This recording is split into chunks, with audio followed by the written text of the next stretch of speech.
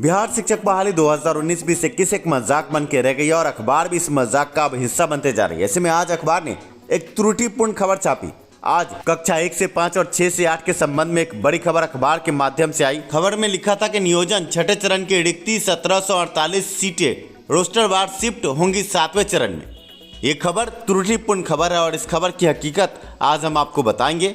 ऐसे में अखबार ने जो लिखा है उसकी सच्चाई क्या है इससे आपको अवगत कराएंगे। आप है शिक्षा सुधार रोजगार के साथ, मैं हूं नीरज। वीडियो अगर पसंद आ रहा हो तो लाइक जरूर करें, आप लाइक करना भूल जाते हैं। अखबार ने लिखा है 2021 तक की रिक्ति जोड़कर विभाग जल्द शुरू करेगी प्रक्रिया। छठे चरण के संबंध में लिखा गया कि छठे चरण में शामिल की गई है जून 2019 तक की रिक्ति, जो कि सरासर एक भ्रामक खबर है। जून 2019 तक की रिक्ति प्रारंभिक नहीं, माध्यमिक और उच्च माध्यमिक को दी गई है। ऐसे में आप देख सकते हैं लिखा है कि प्रारंभिक शिक्षक नियोजन के छठे चरण में रिक्त 1748 सीट रोस्टरवार 7वें चरण में शिफ्ट कर दिया जाएगा। हालांकि छठे चरण में नियोजन इकाई को काउंसलिंग के लिए एक और मौका दिया जाएगा, जिसमें 1045 सीट के लिए चयन होगा। अब इस खबर की भ्रामकता को भी देख लीजिए। लिखा है कि 7वें चरण की तैयारी चल रही है और जून 2019 तक की रिक्ति छठे चरण में दी गई है, जो कि सरासर एक भ्रामक खबर है। अखबार ने यहां तक कह दिया कि जून 2021 तक की रिक्ति 7वें चरण में दी जाएगी। शिक्षा विभाग के अपर मुख्य सचिव का हवाला भी दे दिया इस भ्रामक खबर में। अपर मुख्य सचिव का हवाला देते हुए अखबार ने लिखा है कि डीपीओ स्थापना को यह कहा गया कि 7वें चरण की तैयारी की जाए। वर्ग 1 से 8 तक की रिक्त पदों की जानकारी सभी जिलों से मांगी गई है। उसी आधार पर रोस्टर तय कर चयन प्रक्रिया का शेड्यूल जारी किया जाएगा। यह अखबार ने आगे लिखा, नहीं मिल रहे उर्दू और SC/ST के अभ्यर्थी, 4700 पद थे रिक्त, अब तक 2007 का चयन हुआ है, ऐसा अखबार ने लिखा है। पर आप समझ सकते हैं कि इस खबर में त्रुटिपूर्ण खबर यह है कि माध्यमिक और उच्च माध्यमिक की खबर को प्रारंभिक की खबर बताई गई है। इससे अभ्यर्थियों के बीच संशय की स्थिति उत्पन्न होती है। अभ्यर्थी एक दूसरे से लड़ते कटते मरते भी हैं। ऐसे में सही खबर क्या है? सही खबर आपके स्क्रीन पर है। इसी खबर को तोड़ मरोड़ कर पेश किया गया। लिखा है सही खबर में कि यह माध्यमिक और उच्च माध्यमिक की बहाली की बात है। आप देख सकते हैं 30,000 शिक्षकों की बहाली चल रही थी, अब इसको 32,714 की गई है। छठे चरण में हाई स्कूल में 2000 सीट और बढ़ी, 17 तक अभ्यर्थी करेंगे आवेदन। आपको बता दें कि माध्यमिक और उच्च माध्यमिक में 30,000 सीटों पर अभी बहाली चल रही है, जिसके लिए तिथि बढ़ाई गई है। 17 सितंबर तक अभ्यर्थी आवेदन कर सकते हैं। 2000 सीट भी बढ़ी है इसमें, और 2000 सीट ऐसे ही नहीं बढ़ी है। पटना हाईकोर्ट में केस था CWJC 20-095। 2011 के स्टेट उत्तीर्ण अभ्यर्थियों के द्वारा ये केस किया गया कि जून 2019 तक की रिक्ति उनको दी जाए। ऐसे में पटना हाईकोर्ट ने एक आदेश दिया। इस आदेश में जून 2019 तक की रिक्ति इन अभ्यर्थियों को दी गई और इसके बाद 2000 सीट अतिरिक्त जून 2019 तक की रिक्ति माध्यमिक और उच्च माध्यमिक के अभ्यर्थियों को दी गई है। प्रारंभिक से इसका कोई लेना देना नहीं है। जून 2019 तक की रिक्ति के संबंध में आज जो अखबार ने भ्रामक खबर छापी, इसी खबर को तोड़ मरोड़ कर वहां पर प्रस्तुत किया गया। ऐसे में आप समझ सकते हैं कि 7वें चरण के संबंध में जो बड़ी खबर दी गई थी वो माध्यमिक और उच्च माध्यमिक के संबंध में दी गई थी। जून 2019 तक की रिक्ति माध्यमिक और उच्च माध्यमिक में बढ़ी है। 1 से 5 और 6 से 8 के अभ्यर्थियों को इससे कोई लाभ नहीं है। ऐसे में ऑनलाइन और सेंट्रलाइज बहाली की जो बात की जा रही है, 7वें चरण में माध्यमिक और उच्च माध्यमिक की बात की जा रही है।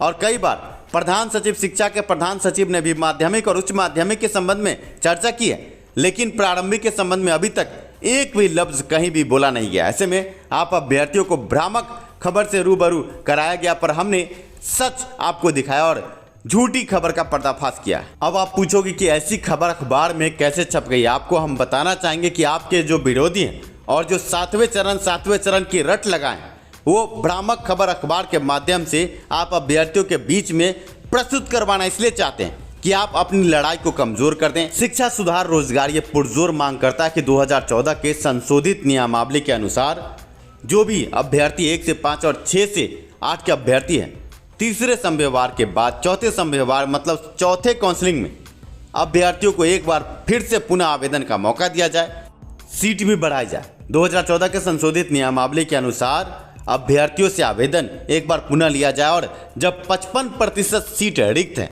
और शिक्षा नीति ये कहती है कि छात्र और शिक्षक का अनुपात एक उचित मात्रा में होना चाहिए, तो ऐसे में 55% रिक्ति के साथ क्या यह शिक्षक बहाली पूर्ण मानी जाएगी?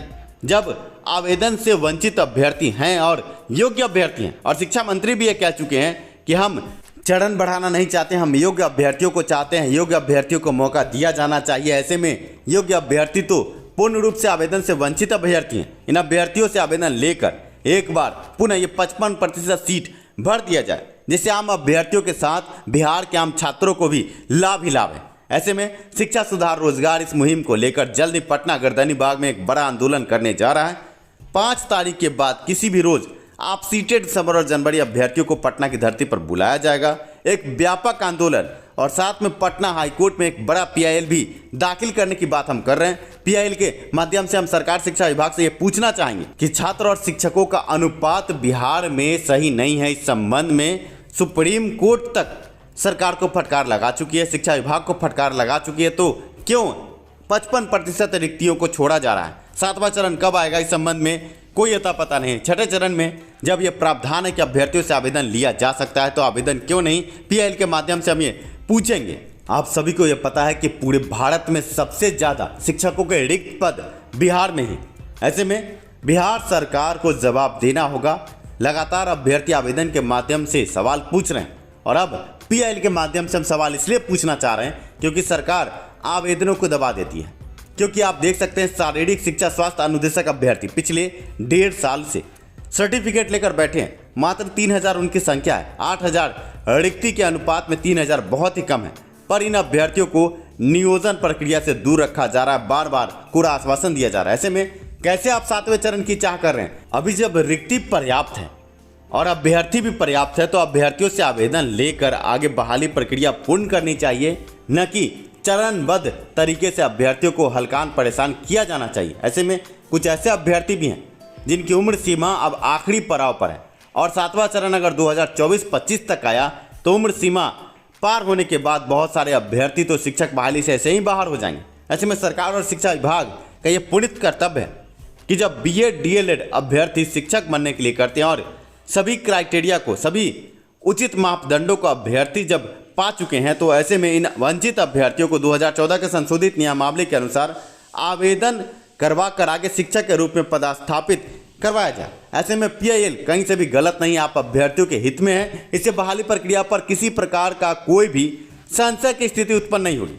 बहाली प्रक्रिया पर कोई प्रभाव नहीं पड़ेगा। जो भी लोग काउंसलिंग करवा चुके हैं वो आगे नियुक्ति पत्र की मांग करें।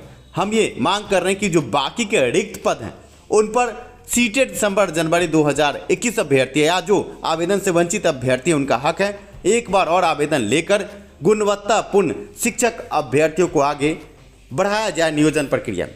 धन्यवाद वीडियो देखने के लिए।